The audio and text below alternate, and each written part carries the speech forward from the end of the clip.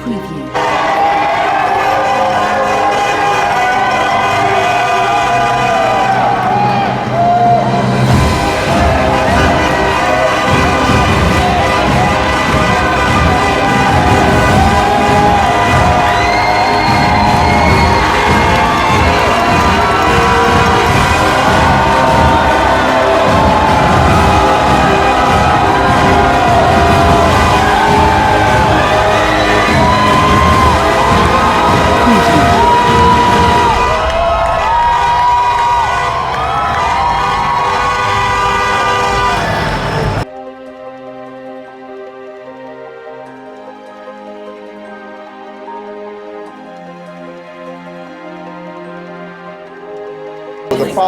The problem that's always plagued our community is one word: organization. If they're not going to put their name or sign their name to something that all of a sudden in 6 months there's no meetings, there's no conversation, it's not talk. We're in a trending society.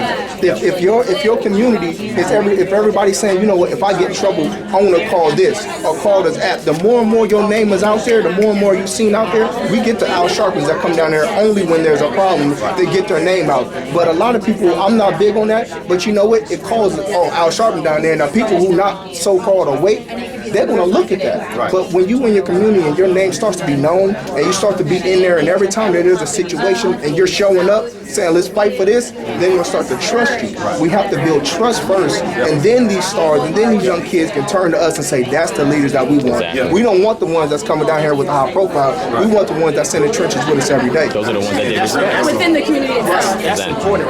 We need your name so we can register the app. Sure, yeah. Like this is app in progress. Yeah, you could put Divine Prospect. That's fine. Divine Prospect? Yes, that's fine. Cool. Yeah. So if I Google that, you gonna come up? If you Google that, you see a whole bunch of videos. You see a lot of videos. I teach on all of this stuff, and these are like my brothers right here too. So we all on one accord with that, and that's pretty much what we want to do. You know what I'm saying? Because a lot of times, a lot of our ideas are theoretical, and we don't know how to do the administrative part or the executive part. And that's something that even me myself, I'm a great director, but I need to be around people who are more administrative so that I can get the things done. And that way, when you assess to see where everybody's skill set and everybody's strength is, then you can say, hey, you know what? He's an executor, he's an administrator. Put them together because he has the idea, but this person knows how to put it into place. You know what I'm saying? Speaking of that as well, for our next meeting in terms of an action step or plan, we meet, hopefully I don't know whenever it'll need to start, and stuff like that. Like, right, know your strengths and weaknesses. Know what your skill set is, what you can put together, because then while we're, organizing and fellowshipping, because you gotta love food, we can also we have these awesome goals, where can you fit in line, where can you fall in line with that, what are your strengths and weaknesses, and what can you feasibly do, because we also understand that Asheville Heights, it is our community, but it's also not our immediate community as well, and this is just a pilot space. But my hope and goal, which is why I came through, is that I want to learn through this pilot space how I can also take some of this with me into the communities that I live in. Exactly. So this is a great testing ground. This is a great foreground. It's really important too. And like I said, I put it on the board. Thank but you. Encourage the youth to take legal and government career paths. That's right. If you understand, like most of our counterparts, by the time they get to college, they know what they're doing. When they went to summer programs, they're pretty much already set for a path. Most of us, honestly, I was undecided for my first couple years. I had no clue. I just knew I had to go to college. But the thing is, you have to start grooming them from a youth to say, okay, what's your skill set? We're going to start as a community, not just individual parents. As a community, we need to have like internship programs with judges, doctors, engineers. Figure out a skill set at a young age, groom them to say, okay, you should go to college for this. Or no, you don't need to go to college for that.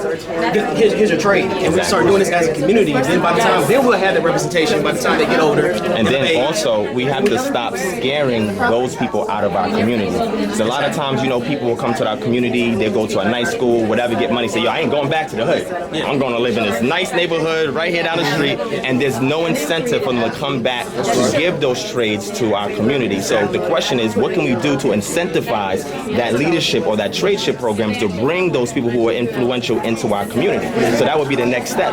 What can the community provide to these individuals that is equally beneficial, so that way they can get something out of it, and then we can also get something out of it by having them come in. I think that starts in the mental aspect of a child. If you look at let's just say some African cultures, when a male becomes a right age to have his own family, he doesn't go to a next far away. He builds there to help build up that community, and he takes over maybe the business that his father has taught him from the youth. I think what we do is when we bring up our children, say, man, I can't wait to go to Cali. Well, what about here? Your home is right here. What about that house down there? You can take that house, we can build it up, and we can continue to build this community right now. We're so quick to go because we don't trust the people in our own community. We're expecting the grass to be greener on the other side, but when you get there, it's the same color. Same color. You're not enough support. I know people who came back who stayed in those communities, and they end up having to leave because they're fighting losing battle. They came back, they said, I graduated from Morehouse, my wife graduated from Spelman, we back on the block, but we're the only ones, and nobody else here. You know what I mean? They don't have that encouragement. Right. It's more. It's got to be more than encouragement. You know what I mean? Yeah. Collective, or we can create a program. So for the ones that want to do so, the community can set up a trust fund so that way they can fund for these people to come in, because that would be an incentive. Because again, their time is money. In the world, they get paid for everything they do, and in their mind, it's like, okay, well, my people always want to expect us to do something for free. But what we can do as a community, if we start putting in maybe $5, $10 a month for everybody in the community to get these speakers to come in to start these programs, now that's an incentive for them to come in, want to invest in the community, and at the same time, the kids or the youth are getting the skill sets as well. You feel what I'm saying? I feel what you're saying, but in Atlanta, I can tell you personally, I never have any problem with getting people to come and talk. Oh, that's great for you. You know what I mean? No, I mean, I'm saying that's excellent. We can keep that going, especially what we're talking about now.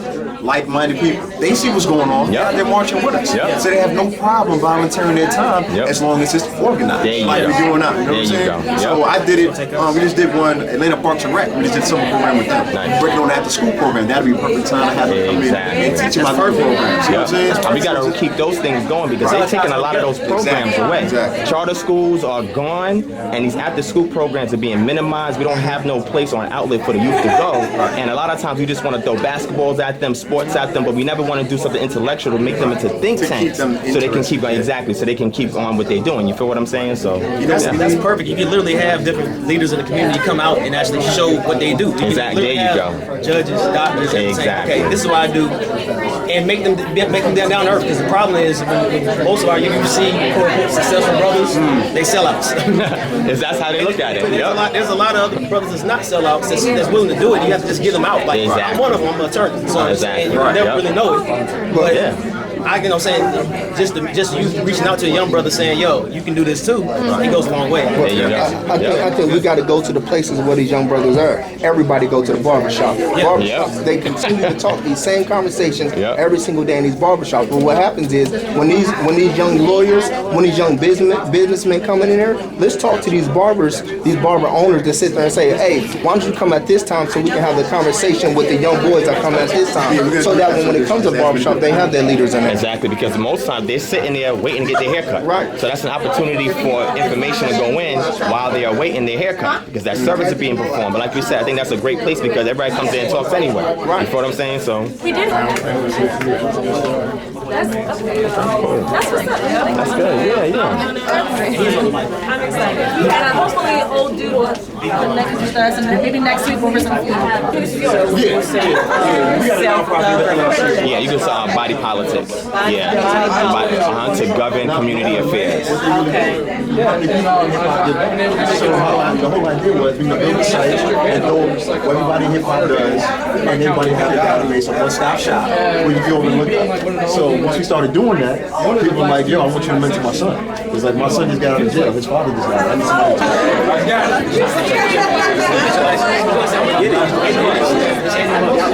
need somebody to Shalom.